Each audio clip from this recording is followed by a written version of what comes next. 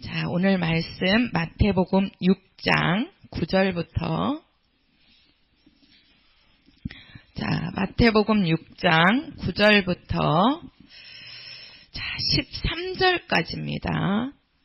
9절부터 13절까지 똑같이 한 목소리로 읽도록 하겠습니다. 시작!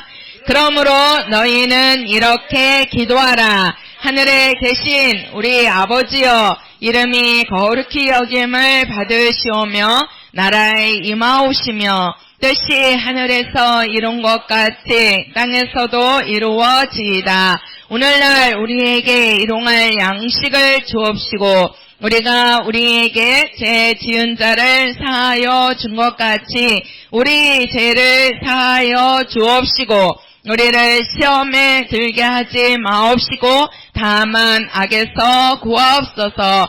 나라와 권세와 영광이 아버지께 영원히 있사옵나이다. 아멘. 우리 앞부분에 들은 말씀 가지고 주기도를 이렇게 하면 좀 더 와 닿나요? 네, 감사합니다. 자, 우리 오늘 이제 세 번째 시간입니다.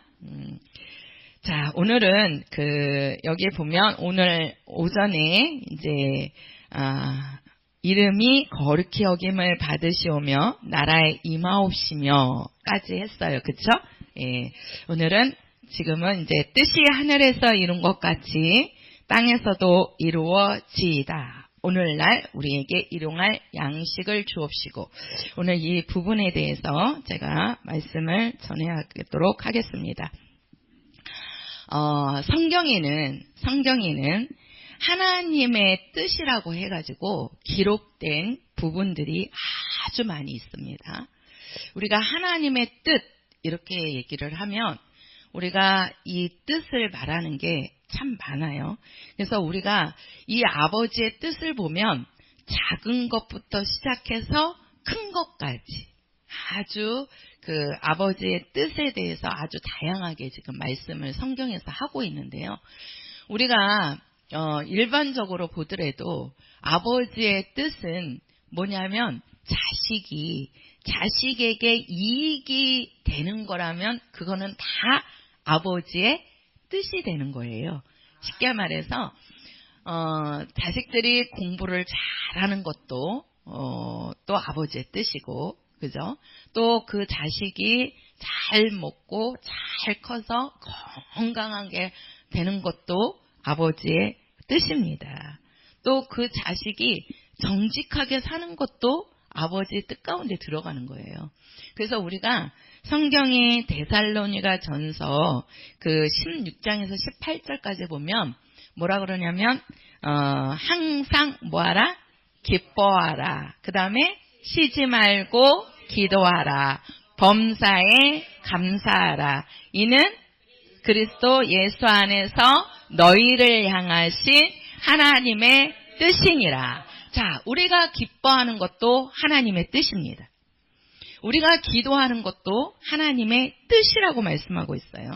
우리가 감사하는 것도 하나님의 뜻입니다. 그러니까 하나님의 뜻에는 아주 많은 부분이 달려 있는데 우리가 이 하나님의 뜻을 한마디로 말한다면 하나님이 택하신 모든 사람들 또는 우리가 이스라엘 사람들, 이제 구약의 사람들, 지금도 이제 이스라엘 사람들이죠.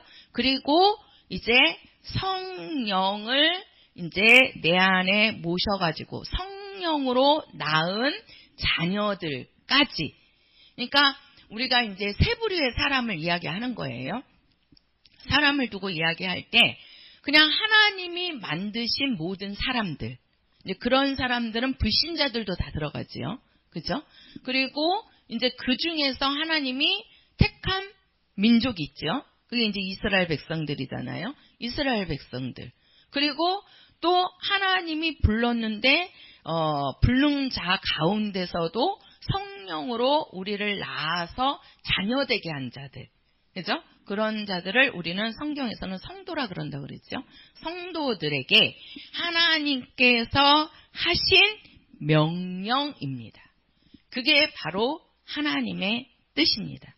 우리가 이 하나님의 뜻을 부분적으로 보면은 이거는 하나님의 명령이다 또는 하나님의 법이다 이렇게 말을 하고요. 하나님의 뜻을 전체적으로 말을 할 때에는 하나님의 뜻이다 라고 하는 겁니다. 자, 제가 이 법과 하나님이 우리에게 하신 명령, 모든 자들에게 하신 명령을, 하나님이 하신 말씀을 우리가 이제 명령 또는 법, 이렇게 얘기를 하죠. 이 두 가지로 제가 이제 말씀을 드리겠습니다. 우리가 법이라는 말이 있고 뜻이라는 말이 있어요. 자, 우리가 이제 법이라고 그러면 좀 생소한데, 우리가 구약의 하나님의 법을 뭐라고 그랬어요? 율법. 우리가 율법이란 말은 참 많이 듣죠. 그렇죠? 예. 이제 법이란 말이에요. 그러니까 이 법도 하나님의 뜻이고, 이제 우리가 하나님의 뜻 이렇게 일반적으로 이야기를 하는데, 이 법도 하나님께서 하신 명령이란 말이에요. 자, 명령. 자, 이 뜻도 하나님의 명령입니다. 하나님의 명령이에요. 근데 조금 구분이 있어요. 똑같은 말인데 조금 차이가 있는 것이 바로 뭐냐면요. 이 법이라는 것은 이거는 뭐라면은 공적인 관계를 말할 때 이거를 법을 이야기해요. 그래서 우리가 공적으로 이야기를 할 때는 쉽게 말해서 임금이 누구에게? 그렇죠. 백성들에게 말할 때를 임금이 백성에게 한 요 명령을 우리는 법이라고 하는 겁니다. 법이라고 그러는 거예요. 그래서 우리가 대표적으로 이 백성은 누구를 이야기하죠? 이스라엘 백성들, 이스라엘 민족을 이야기하는 거예요. 근데 우리가 뜻이라고 할 때는 요거는 이제 사적인 관계예요. 뜻이라고 얘기할 때는. 그래서 요 뜻을 얘기를 할 때는 아버지가 누구에게? 자식에게. 그렇죠. 자식에게, 아들에게 아버지가 자식에게 한 말씀을 우리는 뜻이라고 하는 겁니다. 뜻이라는 거예요. 그래서 요것은 누구에게 한 말씀일까요? 누구에게 한 말씀이죠? 자, 우리가 요 임금이 백성에게 한 요 말은 이 백성이 들어야 돼요? 안 들어야 돼요? 그렇죠? 들어야 되죠? 지켜야 되죠? 근데 그것을 지키지 않았을 때는 뭐가 오죠? 그렇죠. 처벌이 오죠. 그죠? 예. 여기는 아주 무섭죠. 처벌이 온단 말이에요. 근데 아버지가 자식에게 이야기했는데 그 자식이 아버지 말 안 들었다고 그래서 법적으로 처벌하나요? 그렇지는 않지요. 그래서 여기에는 뭐가 들어가냐면 정이 있다 그래요. 아버지가 자식에게 있는 정이 있지요. 그죠? 예. 그래서 똑같은 말인데 이거는 바로 뭐냐면 임금을 섬기는 자는 임금의 법대로 임금을 섬겨야 되는 거예요. 자, 아버지를 섬기는 자는 아버지의 뜻대로 아버지를 섬기는 겁니다. 그게 바로 뭐냐면 이 법과 뜻은 하나인데 그 임금이 하나님이 나하고 어떤 관계냐에 따라서 어떤 관계냐 하나님과 나의 관계가 종의 관계냐 백성의 관계냐 아니면은 자식의 관계냐에 따라서 내가 지금 하나님 앞에 백성이 되어 있다면 종이라면 나는 그 하나님의 말씀이 명령이고 법이고 이렇게 되는 거예요. 그래서 그 법을 지키지 않았을 때는 거기에 따르는 뭐가 오는 거예요? 처벌이 오게 되는 거지요. 우리가 그것을 알 수 있는 게 구약의 이스라엘 백성들을 보면 알 수 있죠. 그 이스라엘 백성들과 하나님과의 관계는 아버지와 자식 관계가 아닙니다. 이스라엘 백성들은 하나님이 택한 민족이지만 하나님과 이스라엘 백성의 관계는 이거는 임금과 왕과 백성의 관계예요. 그래서 하나님께서 일방적으로 명령하시고 그 명령을 지키지 않으면 그들에게는 처벌이 왔단 말이에요. 형벌이 따랐단 말이에요. 그래서 그 자리에서 죽기도 한 사람들이 많이 있잖아요. 우리가 구약에를 보면. 근데 우리가 하나님과 나의 관계가 아버지와 자식 관계일 경우에는 다릅니다. 그래서 우리가 하나님을 하나의 그냥 그 명령하시는 자, 그래서 우리가 구약의 하나님을 이스라엘 백성들에게 주는 하나님의 이름이 여호와라 그랬잖아요. 이 여호와라는 뜻은 두려운 하나님, 무서운 하나님, 형벌하시는 하나님, 그 뜻이란 말이에요. 왜? 이게 뭐냐면 임금과 백성의 관계란 말이에요. 임금과 종의 관계란 말이에요. 임금과 신하의 관계란 말이에요. 그러니까 그 신하가 임금의 말을 어기면 어떻게 돼요? 임금이 그 신하를 죽이기도 한단 말이에요. 그러니까 이게 무서운 관계란 말이에요. 근데 우리가 신약에 와서는 우리가 하나님을 뭐라고 그래요? 아버지라고 부르지요. 아버지. 그래서 우리는 아버지와 자식 관계가 되는 겁니다. 아버지와 자식 관계. 그래서 그 아버지는 그 자식이 조금 실수하고 그것을 지키지 못했다고 해서 아버지가 일방적으로 그 자식을 죽입니까? 그러지는 않는단 말이에요. 그러니까 자, 우리는 이제 이 하나님의 관계가 어떤 관계냐? 내가 지금 우리는 이 법이라는 말도 쓰고 우리가 뜻이라는 말도 쓰죠. 그래서 우리가 신약에서는 법이라고 안 하고 성경에 보면 하나님의 뜻, 아버지의 뜻, 예수께서도 이 땅에 오셔서 아버지의 뜻을 이루려고 오셨다 이렇게 말씀하시죠. 나는 아버지의 법을 이루려고 오셨다 이러시나요? 아니지요. 아버지의 뜻을 이루려고 오셨다 이렇게 말씀을 한단 말이에요. 왜? 하나님과 아들은 뭐예요? 아버지와 자식 관계란 말이에요. 그래서 뜻이라는 단어를 쓰는 거예요. 그러면 하나님은 하나님의 뜻을 우리가 보면 그 하나님은 모든 만물과 인간을 만드신 목적이 뭐라 그랬죠? 하나님께서 모든 만물과 인간을 사람을 만드신 목적이 뭐예요? 하나님의 예? 네, 하나님의 이름을 섬기게 하려고, 그 말을 우리가 다른 말로 하면 하나님의 이름을 영화롭게 하려고, 그쵸? 예. 그래서 우리 예수님께서도 아버지께 기도하실 때 뭐라고 기도합니까? 아버지여,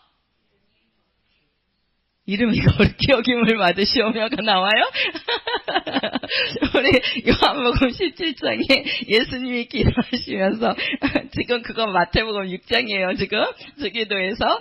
자, 요한복음 17장 가서 볼까요? 네. 갑자기. 자, 요한복음 17장입니다. 자, 요한복음 17장 1절만 읽어보도록 하겠습니다. 1절만. 자, 17장 1절 시작. 예수께서 이 말씀을 하시고 눈을 들어 하늘을 우러러 가라사대 아버지여 때가 이르렀사오니 아들로 영화롭게 하사 아들로 아버지를 영화롭게 하옵소서. 자, 제가 1절만 읽었는데요. 우리가 요한복음 17장이 예수님이 기도하시는 장이라 그랬잖아요. 예수님이 계속 기도하실 때 뭐라 그러냐면 아들로 아버지를 뭐하게? 영화롭게 하옵소서. 이 영화라는 말이 많이 나와요. 그러니까 제가 그 영화라는 뜻은 뭐라 그랬어요? 그 몸을 기이 여겨가지고 그 이름을 어떻게 한다? 높인다. 그 이름을 빛나게 한다는 뜻이 영화롭다라는 뜻이라 그랬잖아요. 하나님께서 사람과 모든 만물을 만드신 것은 그 만물과 사람을 통해서 하나님의 이름이 영화롭게 되기 위해서, 쉽게 말해서 하나님의 이름이 빛나도록, 하나님의 이름이 높여지도록 하기 위해서, 그 이름을 섬기게 하기 위해서 만들었다는 겁니다. 만들었다는 거예요. 그래서 우리가 하나님이 하늘에서 이제 작정하신 일이 있어요. 그 하나님께서 하늘에서 하나님이 작정하신 일이 뭐냐? 하나님의 이름을 뭐 하려고? 영화롭게 하려는 뜻이 있었습니다. 그래서 아들이 이 땅에 오시잖아요. 하나님의 아들이, 자, 하나님의 아들이 이제 와요. 자, 아들이, 자, 제가 여기 먼저, 자, 하늘의 뜻, 요게 이제 아버지의 작정하신 뜻이란 말이에요. 아버지의 작정하신 뜻. 요것이 바로 뭐냐면, 하나님의, 뭐라고요? 하나님의, 약자를 쓰면 안 되고, 하나님의 이름을 뭐 하려고요? 그렇죠. 영화롭게 하려는 요 아버지의 뜻이 이미 작정이 돼 있었던 거예요. 그래서 아버지는 이 이름을 영화롭게 하기 위해서 아들을 이 세상에 보내는 겁니다. 어디예요? 자, 이 세상에 보내는 거예요. 이 세상에. 그래서 이 세상에 왔다가 그분이 뭐예요? 하늘로 올라가셔서 하나님의 보좌에 앉으시면서 이 보좌에 앉아서 하나님의 이름을 어떻게 하는 거예요? 영화롭게 하는 거예요. 그러니까 우리가 하나님의 뜻이라 그러죠. 예수님이 이 땅에 오셔서 이루신 일이 이제 하나님의 뜻을 이루려고 이 땅에 오셨다 그랬잖아요. 그러면 그 하나님의 뜻, 쉽게 말해서 하늘에서 하나님이 작정하신, 하나님이 처음에 갖는 그 뜻이 무엇이냐? 하나님이 처음에 만든 게 하늘을 만들었다 그랬잖아요. 그리고 그 하늘에다가 뭘 만들어서 있게 만들었다 그랬죠? 그렇죠. 하늘을 먼저 만들고 그 하늘에다가 천사들을 만들어 놓고 그 천사들로 하나님의 이름을 섬기게끔 만든 거예요. 또한 이 땅의 모든 만물도, 모든 사람들도 하나님의 이름을 영화롭게, 쉽게 말해서 하나님의 이름을 빛내게끔 하나님의 이름을 섬기도록 만들어진 것들이 이 땅의 모든 만물들입니다. 모든 만물들이에요. 그래서 우리가 히브리서 1장에 가서 보면 하나님께서 하늘을 만들어 놓고 그 하늘을 아들에게 기업으로 주시려고 그러잖아요. 근데 기업으로 주시는데 아들이 그 기업으로 하늘나라를 그냥 받는 것이 아니고 그분이 어떻게 합니까? 이 세상에 와서 죽기까지 복종하신다는 거죠. 죽기까지. 그러니까 왜? 나는 아버지와 동등됨을 취하지 않겠다. 그래서 뭐예요? 동등됨을 취하지 않겠다는 것은 뭐예요? 오직 영화롭게 받으실 만한 분은 누구밖에 없다. 아버지밖에 없다는 거예요. 그러니까 그 아버지를 높이기 위해서, 그 아버지를 섬기기 위해서 아들은 오셔서 죽기까지 복종하시는 거란 말이에요. 이해가 되시죠? 네. 그래서 원래 하늘에서 하나님이 작정하신 뜻이 바로 뭐냐? 하나님의 이름을 영화롭게 하려고 하시는 아버지의 뜻이 있었던 거예요. 그래서 그 뜻을 이루려고 누가 오시냐면 아들이 이 땅으로 오시는 겁니다. 그래서 원래 뜻은 하늘에서 정해진 뜻이에요. 이거는. 어디에서 정해졌다고요? 그렇지요. 그래서 우리가 하늘에서 뜻이, 이 뜻은 누구의 뜻이에요? 아버지의 뜻이란 말이에요. 자, 우리는 하나님이 임금이 아닙니다. 그치요? 예, 우리는 이제 아버지예요. 아버지와 자식 관계. 우리는 성령을 통해서 우리는 하나님의 자녀가 되었습니다.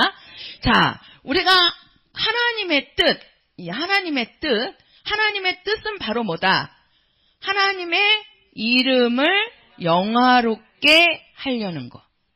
그죠? 이 뜻이 하늘에서 아버지의 뜻이 있었던 거예요. 그래서 그 뜻을 이루려고 아들이 이 세상으로 내려오는 겁니다. 이 세상으로. 그래서 원래는 우리가 이렇게 생각을 할 수 있죠. 아들이 이 땅에 오신 것은 이제 그 타락한 천사를 심판하기 위해서 아들이 오신 목적도 있어요. 근데 그게 원 목적이라고 한다면 하나님의 뜻은 어떻게 된 거예요? 바뀌어진 거잖아요. 그죠? 왜 그러냐면 하나님의 뜻은 변함이 있어요, 없어요? 없단 말이에요. 그래서 하나님은 변치 않는 분이잖아요. 변치 않는 주님의 사랑과 하나님의 뜻은 이렇게 됐다고 해서 이렇게 바뀌어지는 것이 아니란 말이에요. 그러니까 우리가 마귀가 쉽게 말해서 루시퍼가 하나님께 타락을 해가지고 하나님을 모독해갖고 그게 타락해가지고 이 땅에 내려왔는데 그 타락한 천사를 심판하기 위해서 예수님이 이 땅에 오셨다는 것은 그 전에 하나님은 그냥 타락한 천사에 의해서 바뀌어졌다로 이렇게도 생각을 할 수가 있어요. 근데 원래 그게 아니고 원래 하나님 아버지의 뜻은 바로 뭐예요? 하나님의 이름을 영화롭게, 쉽게 말해서 하나님의 이름을 높여야 되는 거죠. 그래서 아들도 아버지를 높이려고 이 땅으로 오시는 거예요. 이 땅으로. 그래서 원래 처음에 하늘에서 이게 천사가 타락하기 전부터 이 하늘에서 아버지의 뜻은 정하신 거죠. 어떤 것을 정했어요? 네가 내 이름을 영화롭게 해라는 거죠. 영화롭게 하라는 거죠. 그러니까 아들이 뭐예요? 내가 그러면 세상에 가서 아버지의 이름을 영화롭게 하고 그 다음에 내가 아버지께서 준비하신 하늘 보좌에 오르겠다. 그것을 제가 하나님의 경륜하면서 제가 말씀을 드렸을 거예요. 예. 그러니까 아들은 원래 이 세상을 거쳐서 하늘로 가시려고 하는 그 하나님의 뜻이 하늘에 있었단 말이에요. 하늘에서부터 정해진 뜻이란 말이에요. 그래서 아들은 이 땅으로 오시는데 그 중간에 천사가 타락을 하는 거잖아요. 누구의 이름을 모독해요? 하나님의 이름을 모독한단 말이에요. 자, 천사를 하나님이 만드신 이유는 뭐라 그랬죠? 하나님의 이름을 영화롭게 하기 위해서. 그죠? 하나님의 이름을 섬기게 하려고 만들어졌는데 그것이 하나님을 섬기는 것이 아니고 어떻게 됐어요? 하나님의 이름을 모독했단 말이에요. 하나님의 이름을. 그래서 중간에 그 타락한 천사를 어떻게 하는 겁니까? 아들이 이 세상에 원래 오기로 돼 있었던 거란 말이에요. 원래 오기로 돼 있는데 이 세상에 그 타락한 천사가 있는 거잖아요. 그러니까 예수님이 뭐예요? 이제는 내가 아버지를 위해서 죽으려고 이 땅으로 왔지만 아버지께서는 뭐라 그래요?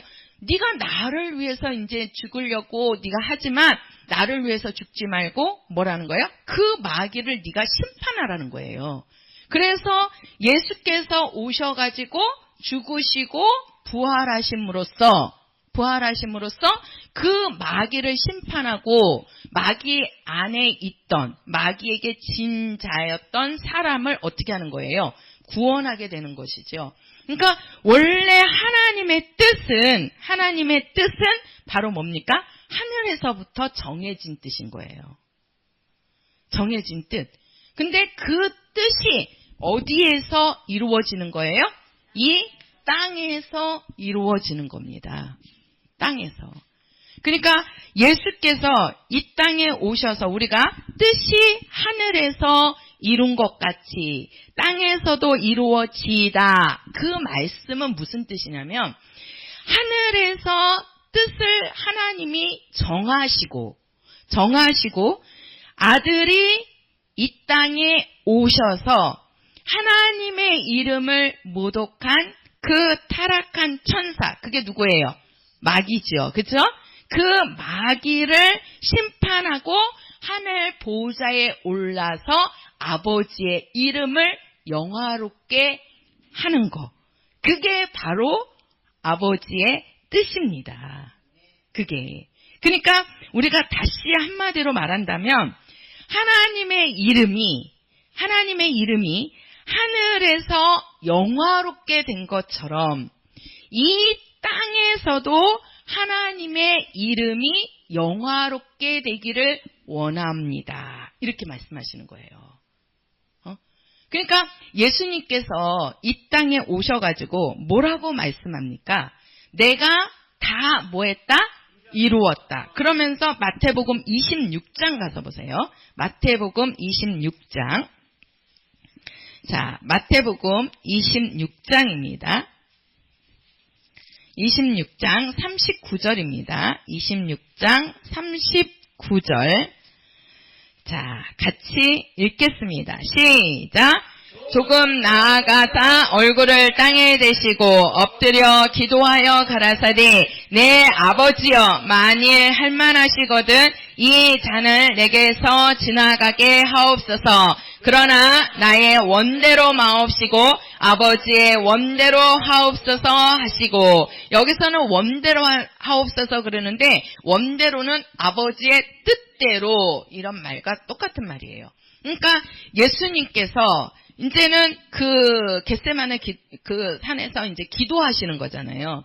이 기도가 뭡니까? 예수님이 이제 그 잡히시기 전에, 왜 잡혀요? 죽으러 가야 되는 거란 말이에요. 그래서 죽기 전에 예수님께서 그 겟세마네 산에 올라가 가지고 예수님이 기도하시는 거예요. 그래서 그때 기도하시면서 이제 계속 기도하고 그 제자들도 몇 명 데리고 가가지고 너희들도 나를 위해서 기도해줘라 이렇게 하고 산에 올라가서 기도하고 내려오면은 제자들은 졸고 있고, 또 깨워놓고 나를 위해서 기도하라 또 올라가서 기도하고 내려오면 또 졸고 있고 그러잖아요. 그러니까 제자들은 그거를 몰라요 지금. 근데 예수님은 뭐예요? 자기 앞에 지금 죽음이 가까이 왔다는 것을 그분은 아신단 말이에요. 그러니까는 예수님께서 하시는 말씀이 뭐예요? 할만하시거든 이 잔을 뭐 하라고요? 지나가게 하옵소서. 그러나 이 잔을 지나가게 해달라는 것은 바로 뭡니까? 그 잔은 예수님이 죽는 것을 말한단 말이에요. 그러니까 예수님이 죽지 않고 내가 하나님의 뜻을 이룰 수 있다면 죽지 않고 이루게 해달라고 기도하시는 거예요 지금. 근데 죽지 않고서는 하나님의 뜻을 이룰 수 있어요 없어요? 없단 말이에요. 없단 말이에요. 그러니까 하나님이 아무 응답이 없으니까 아들이 뭐라고 기도합니까? 그러나 내 원대로 마옵시고 내 뜻대로 하지 말고 아버지의 뜻대로 되기를 원합니다. 그렇게 말씀하시잖아요. 그렇죠? 그러니까 이게 뭡니까? 바로 하나님이 원하시는 뜻이 있다는 거죠. 그죠? 그러니까 아버지의 뜻이 있다는 거예요. 그리고 그 뜻이 바로 뭐예요? 아들이 와서 뭐 하는 것이다? 죽는 거라는 거죠. 그러니까 예수님께서 죽는 게 자기가 죽는 것이 아니고 아버지께서 원하시는 뜻이라는 거예요. 그래서 나는 그냥 안 죽고 지나가고 싶지만, 그죠? 지나가고 싶지만 아버지의 뜻은 예수가 와서 죽는 거니까 아무 응답이 없잖아요. 그러니까 마지막에 예수님께서 내 원대로 마옵시고 아버지의 뜻대로 되기를 원합니다. 그러면서 예수님이 이제 잡혀갖고 가서 십자가에서 죽는 거란 말이에요. 죽는 거라고요. 그러면 우리가 이 아버지의 뜻 바로 보면, 자, 마태복음 12장 가서 보세요. 마태복음 12장. 자, 아들을 향하신 아버지의 뜻은 아들이 이 땅에 와서 죽는 겁니다. 마태복음 12장 우리 48절에서 50절입니다. 48절에서 50절 시작. 말하던 사람에게 대답하여 가라사대 누가 내 모친이며 내 동생들이냐 하시고 손을 내밀어 제자들을 가리켜 가라사대 나의 모친과 나의 동생들을 보라. 누구든지 하늘에 계신 내 아버지 뜻대로 하는 자가 내 형제요 자매요 모친이니라 하시더라. 자, 내 아버지의 뜻대로 하는 자가 내 형제요 자매요 누구다? 모친이다. 이렇게 말씀하는 거예요. 그러니까 예수님께 예수님의 형제들과 예수님의 누이들과 또 모친이 왔단 말이에요. 그러니까 예수님의 모친과 동생들이 왔나이다. 이렇게 하니까 그건 무시했다는 뜻이 아니라 그랬죠. 제가 한번 설명드렸어요. 아닙니다. 그러니까 그 모친도 정말 그 아버지의 뜻대로 예수님을 잉태한 거잖아요. 그러니까 우리가 이 아버지의 뜻이라고 그러는데요. 자, 우리가 이제 그 모친이 나오니까 우리가 마리아가 원래는 이 요셉과 동정녀잖아요. 요셉과 정혼하기로 약속된 동정녀 기간에 있는 여인이란 말이에요. 그러니까 동정녀 기간에는 쉽게 말해서 이제 약혼을 한 사이죠. 요셉하고. 그래서 그 동정녀 기간에는 다른 남자를 만나면은 이것을 간음했다 그래가지고 어떻게 하냐면 그 여인을 잡아다가 돌로 쳐서 죽이는 거예요. 돌로 쳐서. 그러니까 이 동정녀 기간에는 다른 남자를 만나면 돼요? 안 돼요? 안 되지요. 그래서 그것을 막기 위해서 이 여인이 정말 정결한 여인인지 깨끗한 여인인지 그것을 보기 위해 가지고 그 여자를 자기하고 결혼하기로 약속된 그 여자를 남자 집으로 데리고 와가지고 한 10달에서 1년을 남자 집에서 살게 하는 거예요. 근데 남자 집에서 살게 하면서 이제 관계는 안 갖는 거지요. 그러면 10달만 지나도 벌써 이 여인이 불결한 여인이면 다른 남자하고 이제 이렇게 관계를 맺어갖고 만약에 이제 좀 아기가 들어섰다든가 그러면 그 안에 다 그게 나타나는 거잖아요. 그래서 이스라엘 사람들은 이 피를 되게 중요시 여긴대요. 그러니까 내 자식이 아닌데도 모르고 키우는 사람들도 많이 있다 그러잖아요. 예. 그러니까 그런 것을 막기 위해서 진짜 내 깨끗한 그 씨다라는 것을 이렇게 증명하기 위해서 여인들이 동정녀 기간이 있는 거예요. 근데 지금 마리아 같은 경우가 그 동정녀 기간이란 말이에요. 동정녀 기간. 그러니까 그 동정녀인데 그 동정녀인 마리아에게 천사가 와가지고 가브리엘 천사가 와가지고 뭐라고 얘기하냐면 너에게 하나님의 아들이 뭐 할 것이다. 잉태될 것이다. 하나님의 아들이 잉태될 것이다. 그러니까 그 마리아가 하는 말이 뭡니까? 뭐라고 그러죠? 예? 나는 사내를 알지 못합니다. 왜 그러죠? 자기는 동정녀 기간이잖아요. 그쵸? 예. 그러니까 나는 사내를 알지 못하니까 나에게서는 그 아들이 태어날 수 있다는 거예요? 없다는 거예요? 없다는 거잖아요. 그쵸? 그러니까 천사가 그러잖아요. 너에게 무엇으로 잉태될 것이다. 그렇지요. 성령으로 잉태될 것이다. 라고 얘기하는 거예요. 성령으로. 그러니까 그 마리아가 그 말을 듣고 뭐라 그러냐면 나는 주의 계집종이오니 무엇대로? 말씀대로 내게 이루어지이다. 이렇게 얘기합니다. 그러니까 나는 주의 계집종이오니 나는 동정녀라서 자식을 낳을 수 없는 내가 만약에 동정녀 기간에 내가 잉태된 것이 발각이 되면 나는 죽어야 할 목숨이란 말이에요. 그러니까 죽음이라는 것을 그 앞에 나에게 잉태되는 그것이 되면 나는 죽을 수밖에 없지만 주의 말씀이 나에게 성령으로 잉태된다 하시니까 주의 말씀대로 이루어지이다 이렇게 말씀하는 거예요. 그 말이 그냥 하는 말이 아니란 말이에요. 마리아가 주의 계집종이오니 말씀대로 이루어지이다 하는 그 말 속에는 내가 죽음을 각오한 그러한 것이 있는 거예요.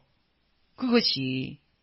실제로 그 마리아에게서 정말 자식이 잉태되어갖고 예수님이 태어나시잖아요. 그랬을 때 요셉이 진짜 그 마리아를 이렇게 품어주지 않으면 어떻게 되는 거예요? 그냥 갖다 그 사람들 앞에 세워놓고 돌로 쳐서 죽여도 할 말이 없는 거란 말이에요. 할 말이. 그러니까 우리에게 이러한 말씀이 올 때,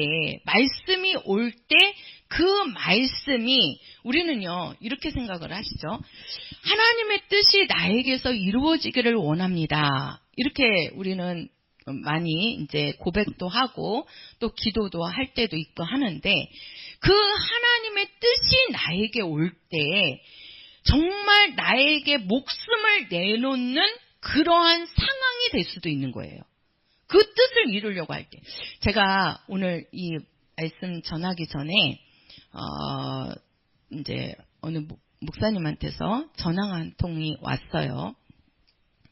그 목사님께서 하시는 말씀이 언제 한번 제가 말씀을 드린 적이 있기도 한데 그 이제 아프리카 가나에 선교하시는 목사님이시거든요. 선교하시는 목사님이신데 이 목사님이 이제 그 목사님만 그 들어가 계시고 가서 이제 거기에서 선교를 하시고 그다음에 그 사모님이요. 그 부장 판사님이세요. 그 사모님이. 그래가지고 그분이 이제 부장 판사로 계시면서 그 버는 그 돈을 가지고 그거를 그 목사님한테 다 보내주는 거예요. 그러면 그 돈을 가지고 그 목사님이 거기서 선교 일을 하시는 거예요. 그래가지고 거기 교인이 한 270명 정도 된다고 그러시더라고요. 270명. 그래서 그 이제 270명 정도 되니까 이제 성전이 좀 필요해서 그 성전을 좀 지으려고 그 성전을 짓고 있는데 피습을 당한 거예요. 그래가지고 한 번 와가지고 이제 뭐 때리기도 하고 뭐 이렇게 뭐 칼로 어떻게 했는지 그래도 가까스로 목숨은 구하셨나 봐요. 목숨은. 그래가지고 이제 몸을 조금 이렇게 하면서 추스리고 그랬는데 또 몇 주 있다가 또 쳐들어왔대요. 또. 그래가지고 그때는 이런 몽둥이나 칼을 갖고 휘두른 게 아니고 총을 가지고 와가지고 총을 쏜 거예요. 그래가지고 그 목사님하고 거기 교인 하나가 그 맞고 돌아가셨다고 그러더라고요. 그러니까 오늘 그 말씀을 하신 거예요. 저도 아는 사모님이고 아는 목사님이란 말이에요. 우리 목사님도 잘 아시고. 근데 오늘 이제 전화를 하셔서 알고 계시냐고 그러면서 전화를 하셨더라고요. 그래서 모르는 일이라고 그러면서 그 말씀을 하는데 정말 그분도 이제 그때 한번 한국에 들어와서 그 사모님하고 목사님하고 넷이 만나서 이제 저녁 식사하면서 얘기 나눈 적이 있는데 그 목사님이 진짜 그 가나 아프리카 완전 그 원주민들이잖아요. 그들에게서 막 해놓고 막 찬양 불어놓고 막 기도시키면요. 그냥 몸이 이렇게 들썩들썩 한대요. 실제로. 그리고 막 거기에다가 막 나가라 그냥 아까노원스 막 떠나가라고 막 귀신 떠나가라고 막 그러면요. 그냥 팍팍팍 쓰러지면서 그 자리에서 막 일어나고 막 병든 자들이 막 그렇게 그냥 그 자리에서 역사를 하나님이 성령이 역사를 하신다고 그렇게 말씀을 하시더라고요.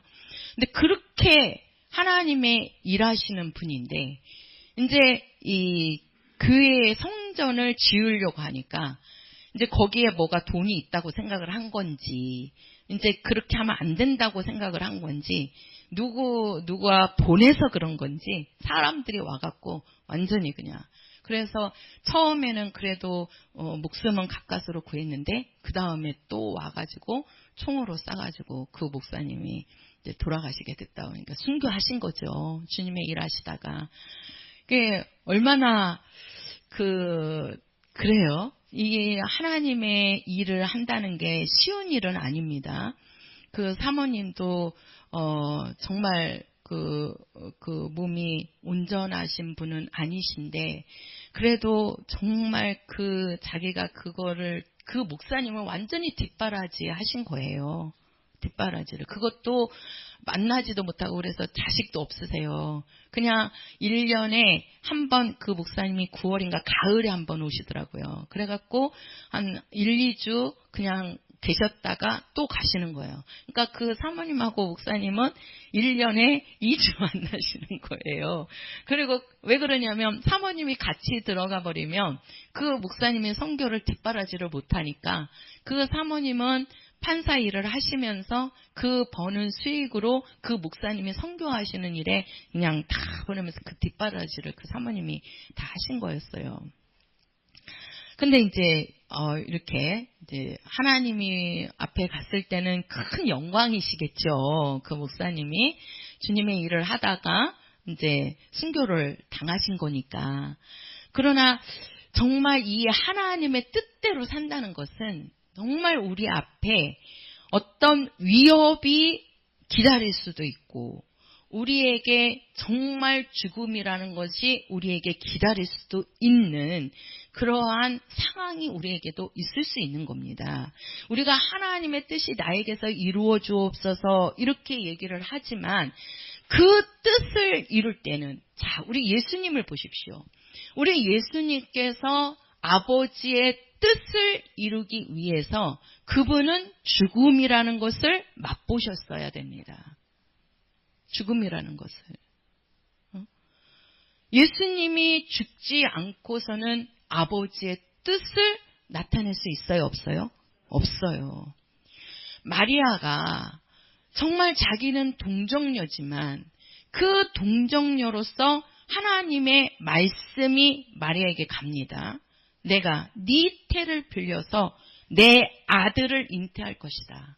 성령으로 너에게 아들이 잉태될 것이다. 이는 뭐예요? 하나님의 아들이시고 그 아들은 자기 백성을 저희 죄에서 구원할 자다. 이렇게 얘기를 하지만 그 육신적으로는 자기에게는 목숨이 걸려있는 문제란 말이에요. 마리아에게는. 응? 자기가 진짜 잉태돼갖고 그것이 사람들에게 발각이 되면 이 마리아는 돌로 맞아서 죽어야 되는 거예요.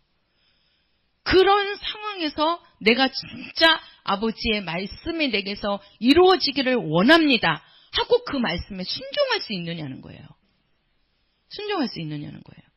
우리가 구약의 사건을 제가 더 하나를 예를 드리겠습니다. 우리가 그 이삭의 부인이 누구지요? 이삭의 부인이 누구지요? 리브가죠. 자, 리브가에게는, 이삭에게는 두 아들이 있었습니다. 그쵸? 두 아들이 있었어요. 누구와 누구지요? 네, 에서와 야곱. 그래서 에서가 형이고, 그 다음에 동생이 야곱이에요. 근데 에서와 야곱은 쌍둥이에요. 한날 같이 나오는데, 왜 에서가 형이 되냐면, 그 야곱이 형의 발뒤꿈치를 붙잡고 나왔다 그러거든요. 네. 네.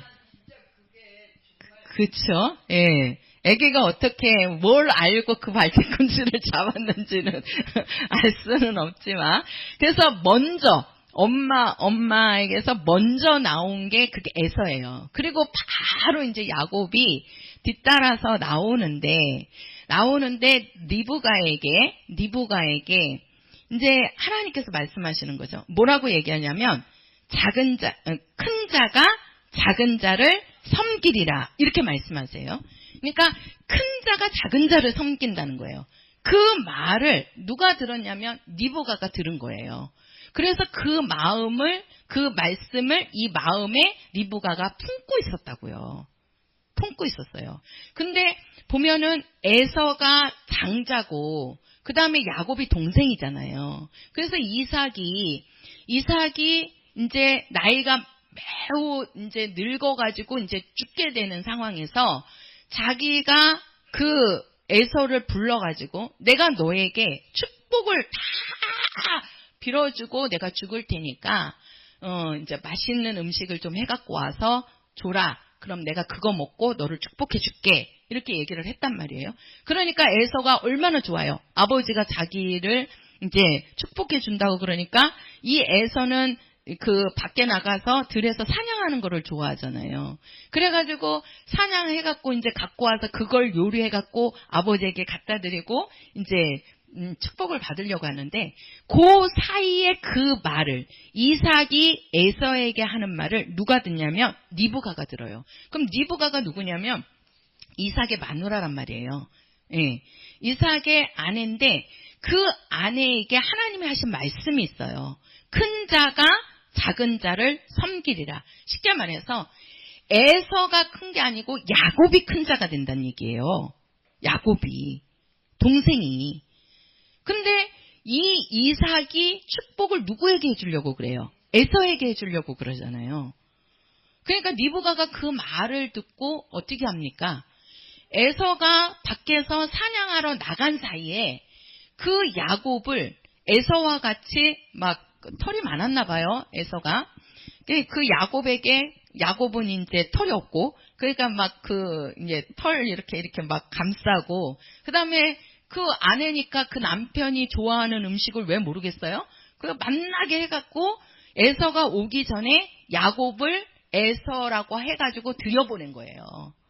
들여보내서 이제 그 이삭의 그 축복을 누가 받냐면 야곱이 받는단 말이에요. 야곱이 받게끔 만들어요. 그게 누가 한 거냐면 리브가가 한 말이에요. 리브가가 그렇게 만든 거예요. 왜 그러냐면 그냥 한 게 아니고 그 뱃속에 아이가 있을 때 하나님이 하시는 말씀이 큰 자가 작은 자를 섬기리라는 그 말씀이 있는 거예요. 그래서 그 말씀을 이루기 위해서, 아니 똑같은 자식이잖아요.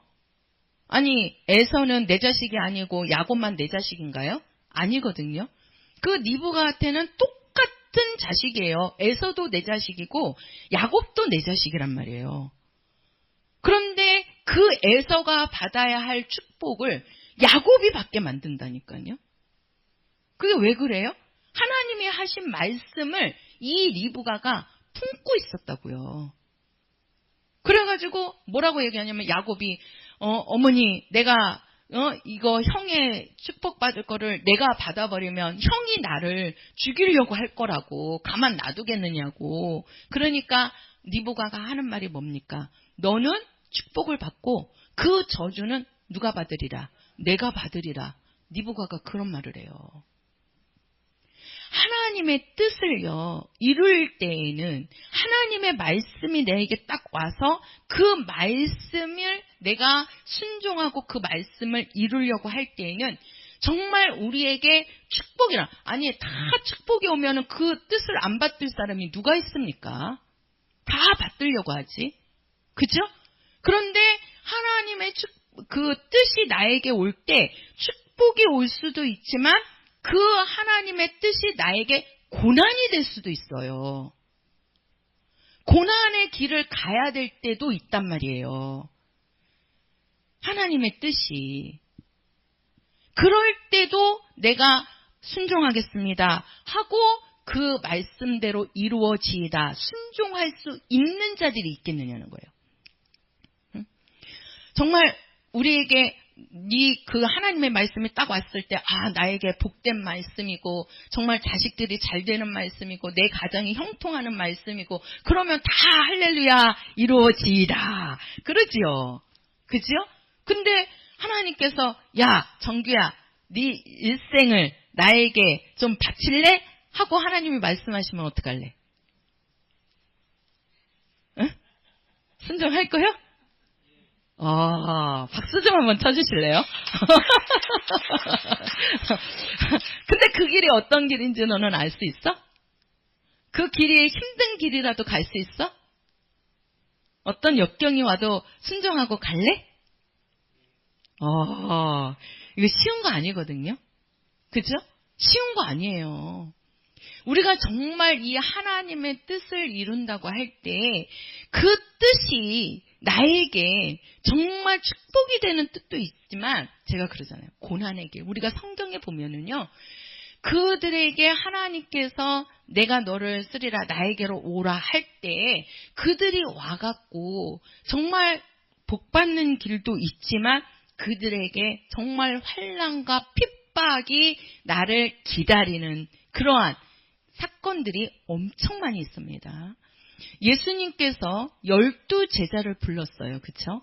12 제자를 불렀는데 그 12 제자 중에 가룟 유다는 예수님을 팔고 그냥 자살해서 죽으면서 저주받았죠. 그 영이.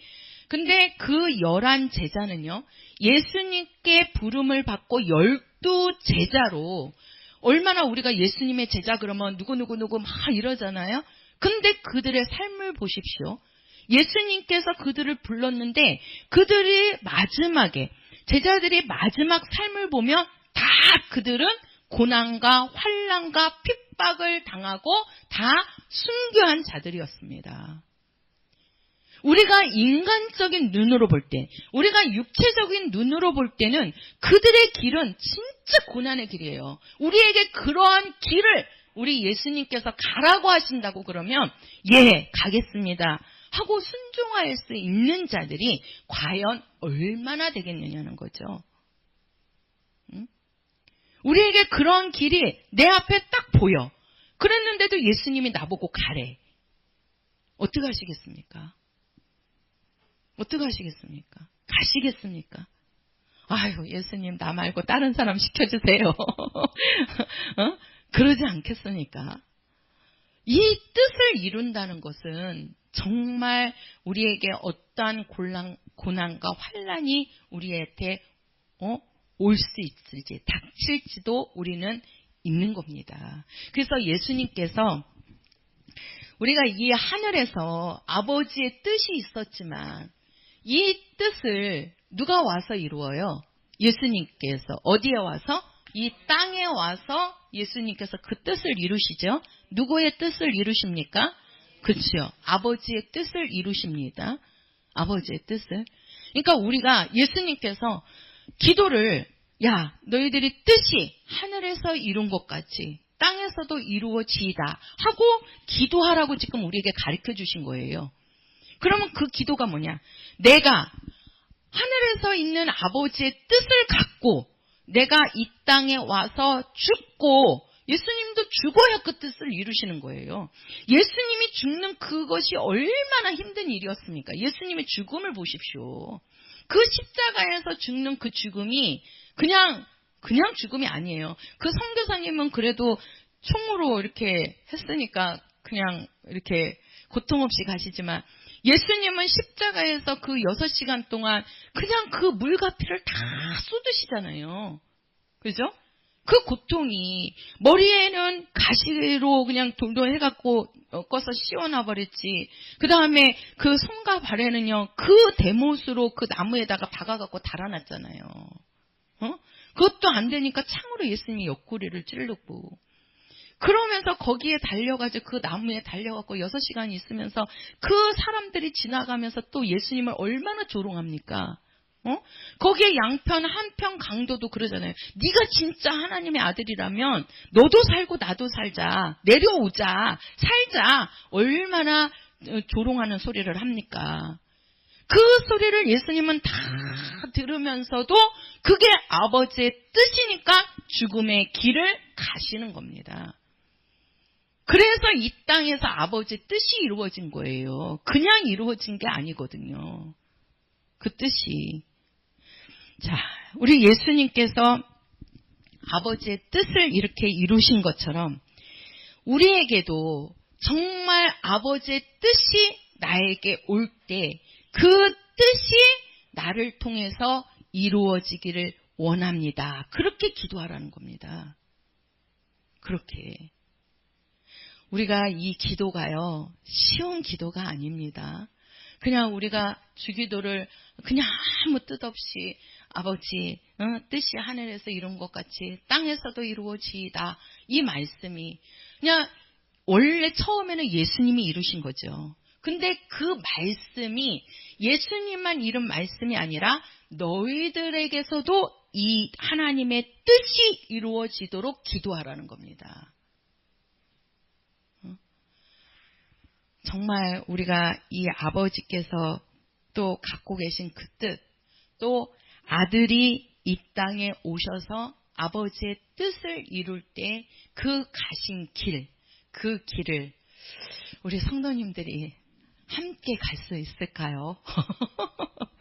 함께 갈 수 있을까요? 나에게 어떠한 죽음이 온다 할지라도 정말 예수님을 부인하지 않고 내가 예수님을 끝까지 붙잡고 하나님의 일에 쓰임받고 그 일을 하려는 우리 성도님들의 그러한 믿음이 정말 있기를 예수의 이름으로 부탁을 드립니다. 정말 그러한 믿음이 과연 있기를 정말 소망합니다. 네, 자, 그것처럼 여기 한번 해볼까요? 뜻이 하늘에서 이룬 것 같이 땅에서도 이루어지이다. 시작!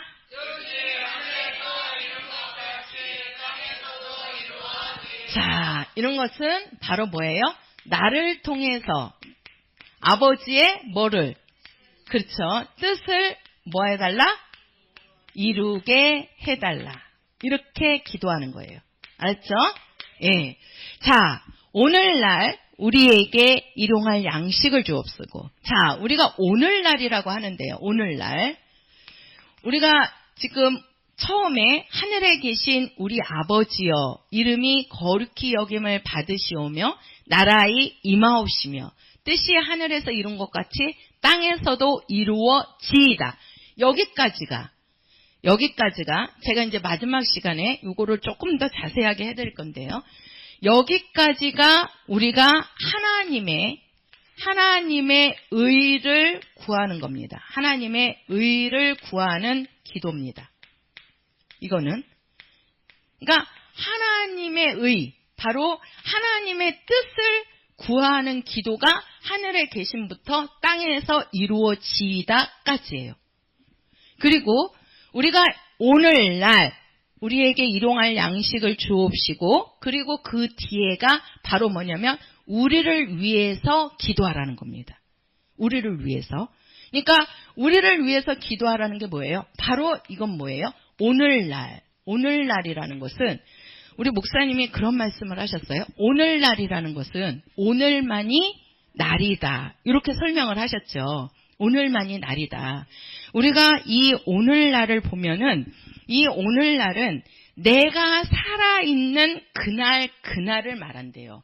그러니까 내가 살아있는 하루하루의 날들을 오늘날이라고 그러는데 그 오늘날이 지금 내가 살아있는 그것이 지금 현재. 그죠? 그래서 목사님은 그거를 이제 조금 더 쉽게 말씀하시기 위해서 오늘만이 날이다. 이렇게 말씀을 하시는 거예요. 그러면 우리가 마태복음 6장 가서 보겠습니다. 마태복음 6장. 자, 마태복음 6장. 자, 마태복음 6장 34절이에요. 34절. 마태복음 6장 34절이요. 시작.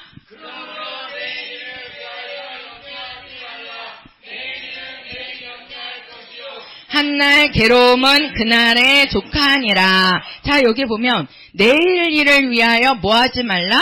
염려하지 말라. 내일 일은 내일 염려할 것이요 한날 괴로움은 뭐하다? 그날의 족하다. 자, 오늘날이라는 것은 오늘만이 날. 쉽게 말해서 내가 살아있는 그 하루하루 그 날만이 오늘날이라는 거예요. 오늘날이라는 거예요. 그러면 내가 살아있는 그 날, 바로 오늘이 있는 그 고통은 바로 그날로 끝난다는 거예요. 자, 우리가 성경에 보면 보통 한국 사람들은요, 하루를 이야기할 때 아침에 시작해가지고 뭘로 끝나죠? 저녁으로 끝납니다. 요게 우리 한국에서는 하루입니다. 그쵸? 근데 우리가 성경에서 말하는 하루, 그게 창세기잖아요? 성경에서 말하는 하루는 뭘로 시작합니까? 저녁으로 시작해서 뭘로 끝납니까? 아침으로 끝납니다. 우리는 이해가 안 되지요? 거꾸로잖아요. 그러니까 우리나라뿐만이 아니라 전 세계 모든 사람들은 하루를 그렇게 계산하잖아요. 아침으로 시작해서 저녁으로 끝난단 말이에요. 그죠? 그것을 하루라고 한단 말이에요. 그래서 우리가 달력에서도 오늘 오전 새벽 땡 12시 땡 하면서 그 다음부터가 하루로 들어가잖아요. 그리고 우리가 자정 12시 딱 되면서 하루가 끝나는 거란 말이에요. 그러니까 우리는 끝이 뭐냐면 이방인의 끝은 저녁으로 끝난다는 거예요. 이 저녁은 바로 뭡니까? 캄캄한 어두움이잖아요. 그렇죠? 그러니까 이 세상 사람들은 바로 뭐예요? 앞날이 캄캄한 거예요. 앞날이. 그러니까 늘 뭐 하는 거예요? 걱정하는 거예요. 근심하고. 그죠? 그러니까 항상 내일을 걱정하는 거예요. 왜? 그들의 끝은 뭐거든요? 예. 저녁이 이런 지금 5시, 6시 저녁이 아니고 아주 캄캄한 어둠을 이야기하는 거란 말이에요. 그러니까 이방인들은, 하나님을 모르는 자들은 끝이 저녁이 돼버리는 거예요. 우리가 영적으로 들어가서 보면 이방인들은, 예수 믿지 않는 사람들의 끝은 어디 가는 거예요? 지옥 가는 거지요. 그죠? 그러니까 그들이 죽을 때 마지막을 기뻐합니까? 두려워합니까? 두려워하잖아요. 죽으려고 할 때 막 두려워한단 말이에요. 안 죽으려고 막 발버둥을 치잖아요. 왜? 두렵거든요. 왜? 자기가 지옥 갈 거를 그 영은 알거든요. 그러니까 그렇게 두려워하는 거예요. 그러나 우리 예수 믿는 사람들은 죽을 때 두려워합니까? 더 편안합니다. 왜요? 그 영이 낙원에 가서 편히 쉬는데, 그 예수 믿는 사람들은 그 영을 누가 와서 데리고 가요? 천사들이 와서 받들고 가는 거예요. 그러니 얼마나 행복해요. 그러니까 정말 예수를 믿고 그 영이 성령으로 거듭난 영혼들은요, 이렇게 돌아가실 때 보면 아주 편안합니다. 아주 편안해요. 근데 진짜 예수님을 모르면서 이 죽는 사람들을 보면은요, 진짜 안 죽으려고 막 인상을 다 쓰고 막 그렇게 괴로워하다가 죽거든요. 왜 그러냐면 끝이 달라서 그래요. 끝이. 그러니까 우리가 하루를 보더라도 이방인들은 그 끝이 저녁으로 끝난단 말이에요. 그러니까 앞을 보면 캄캄한 밤이란 말이에요. 그러니까 항상 그 캄캄한 어두움에 그 두려움과 걱정이 앞서는 거예요. 그러니까 날마다 걱정인 거예요. 근데 성경에서는 뭡니까? 저녁이 되고 뭘로 끝나요? 아침으로 시작하는 거예요. 우리는 여기 보세요. 우리 성경에서는 하루가 뭐냐면 그 다음이 아침으로 시작되는 거예요. 그렇죠? 우리는 시작이에요. 여기는 저녁으로 끝나는 겁니다. 그러니까 여기는 늘 걱정과 두려움이 있는 거예요. 두려움이. 우리는 아침이 시작이 돼요. 아침이 두렵습니까?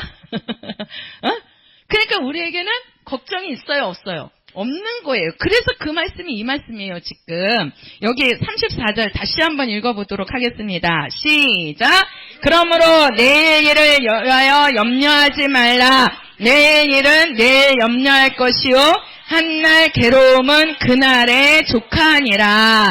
자, 우리 오늘날의 고통은 그 날로 끝난다는 거예요.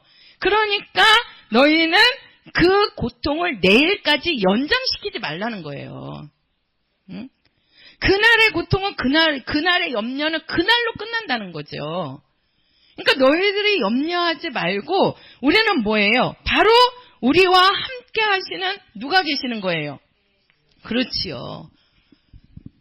그러니까 우리는 아침으로 시작하는 겁니다. 우리가 이 땅에서 죽는데 이방 사람들은 우리가 죽음이 그들은 끝이라고 보잖아요. 그렇죠? 근데 우리 믿는 사람들은요, 죽음이 뭐가 되는 거예요? 시작이 되는 거예요. 어디에서 시작이 되는 거예요? 그렇죠. 우리가 낙원에서 편히 쉬었다가 아버지 집에서 시작이 되는 거예요. 그 아버지 집이 얼마나 좋은 곳이고 얼마나 아름다운 곳입니까? 얼마나 행복한 곳입니까? 우리가 이 땅에서도 에덴 동산 그러면 행복 동산, 기쁨 동산이라고 해요. 얼마나 아름다운지. 저도 안 가봐서는 모르겠는데 얼마나 아름답고 좋은지 하나님께서는 에덴 동산을 행복 동산, 기쁨 동산이라고 하잖아요. 근데 거기보다 더 아름다운 나라가 하나님 아버지가 계신 하늘나라입니다. 그러니까 우리는 끝이, 이 땅에서는 죽음이라는 것이 끝으로 그들은 보지만 우리는 죽음이 시작이 되는 거예요. 영의 나라의 시작이 되는 거예요. 그러니 우리는 기뻐할 수 있고 우리는 그것을 더 소망할 수 있는 것이죠. 그렇죠? 예. 그래서 정말 우리가 이 성경의 하루는 저녁이 되고 아침이 되니, 그래서 내일 일을 염려할 필요가 있어요? 없어요? 없습니다. 우리 열왕기 하에 보면 6장에 가서 보면 제가 그냥 설명을 해드리고 갈게요. 그 엘리사 시대 때인데요. 엘리사 시대 때인데 그 사마리아 성에 양식이 하나도 없는 거예요. 양식이. 엘리사가 누구냐면 선지자지요. 근데 누구의 제자였죠? 엘리사가? 그렇지요. 엘리야 선지자의 그 제자가 엘리사였습니다.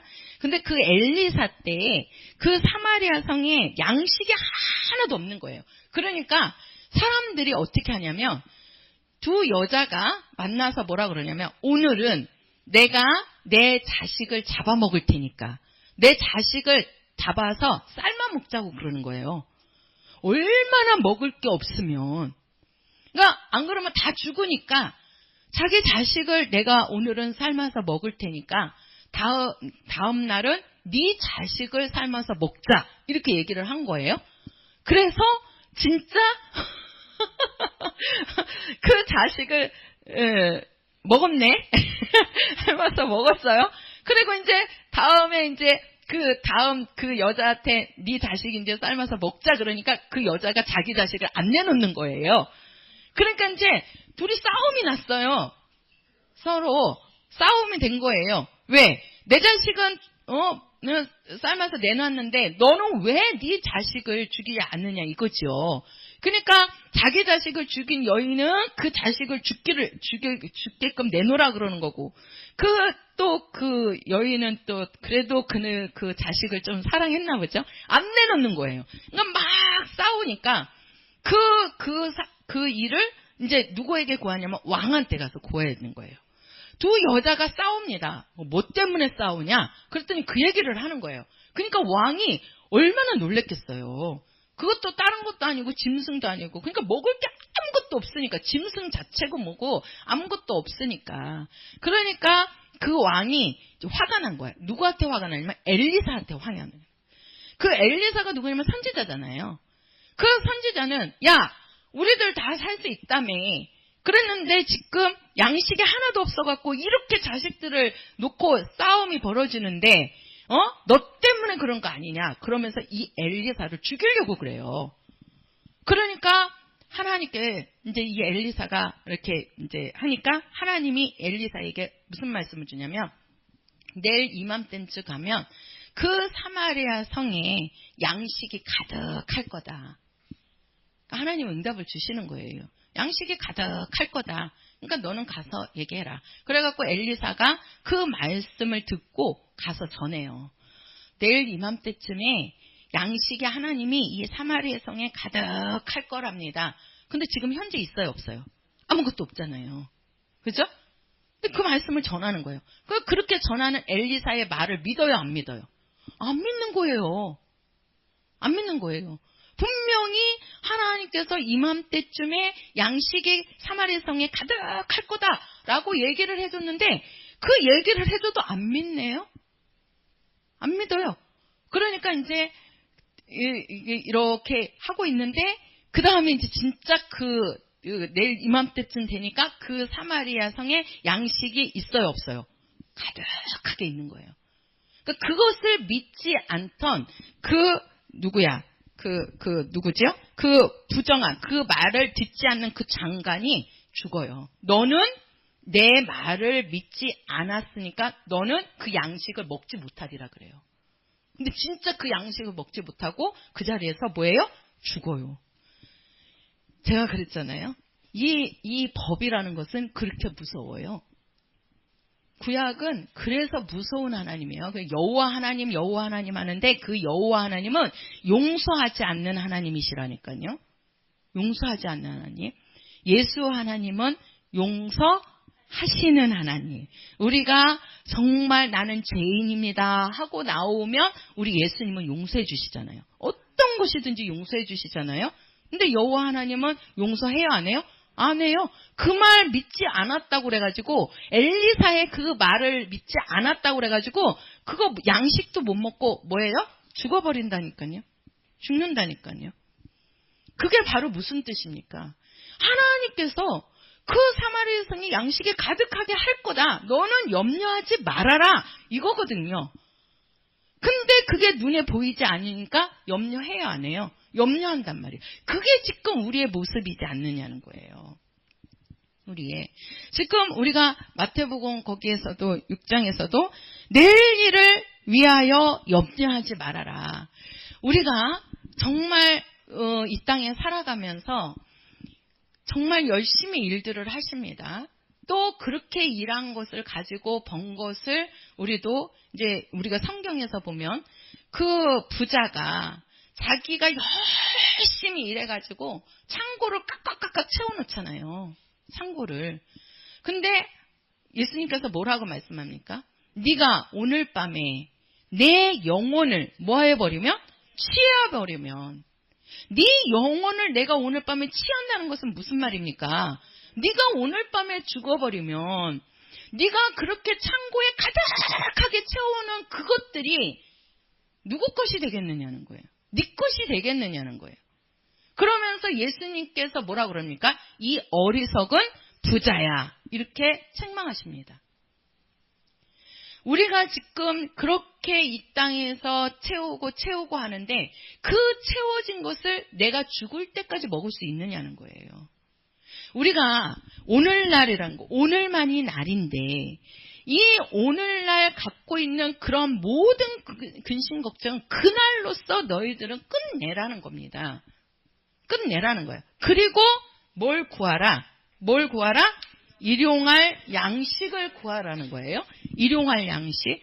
우리가 원래 이 일용할 양식은요, 그냥 원래 그 뜻을 얘기를 할 때는 그날 먹을 분량의 양식을 말해요. 그냥 그날 먹은 분량의 양식을 말하는데, 우리가 요거는 한번 보고 가시자고요. 잠언서 30장을 가서 보세요. 잠언서 30장. 자, 잠언서 30장. 구약성경입니다. 시편, 잠언, 전도 30장. 자, 구약성경 944페이지입니다. 잠언서 30장 944페이지. 우리 7절부터 9절까지 읽도록 하겠습니다. 자, 7절부터요. 같이요. 시작. 내가 두 가지 일을 주께 구하였사오니 나의 죽기 전에 주시옵소서. 그 허탄과 거짓말을 내게서 멀리하옵시며 나로 가난하게도 마옵시고 부하게도 마옵시고 오직 필요한 양식으로 내게 먹이시옵소서. 혹 내가 배불러서 하나님을 모른다 여호와가 누구냐 할까 하오며 혹 내가 가난하여 도적질하고 내 하나님의 이름을 욕되게 할까 두려워함이니라. 자, 여기 보면요. 이 잠언서를 쓴 사람이 누구지요? 솔로몬입니다.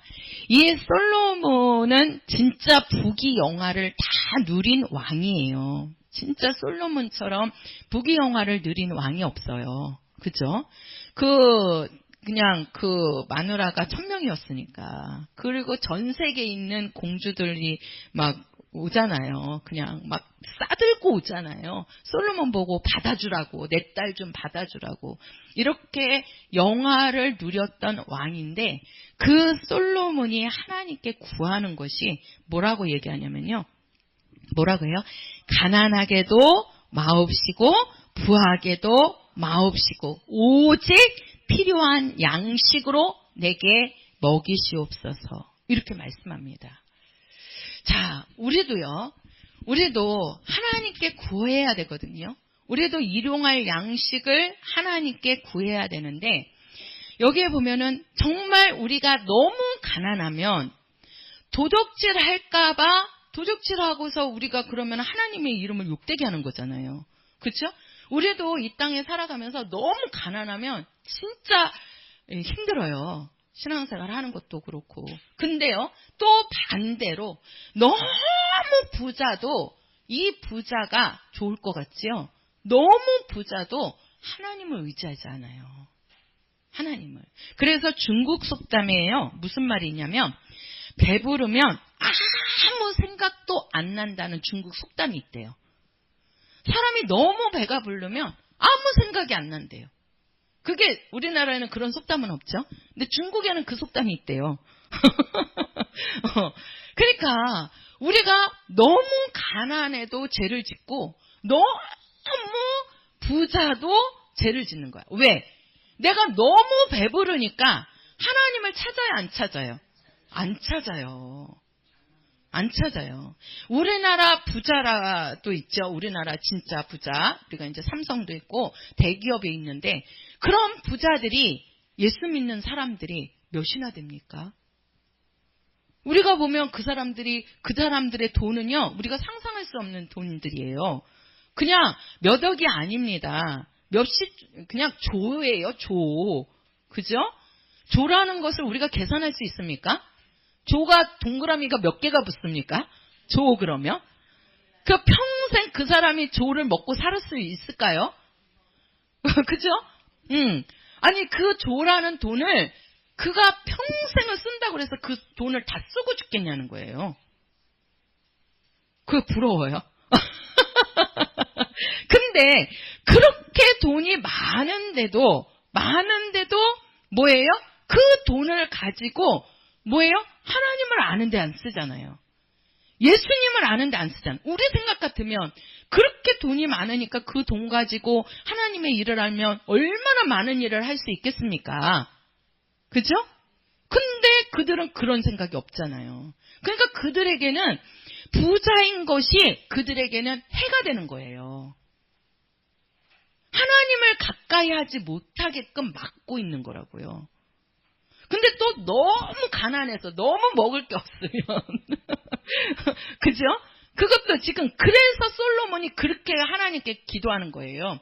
나를 너무 가난하게도 하지 마옵시고 나를 너무 배부르게도 하지 마옵시고 그냥 나에게 필요한 양식으로 먹여주옵소서.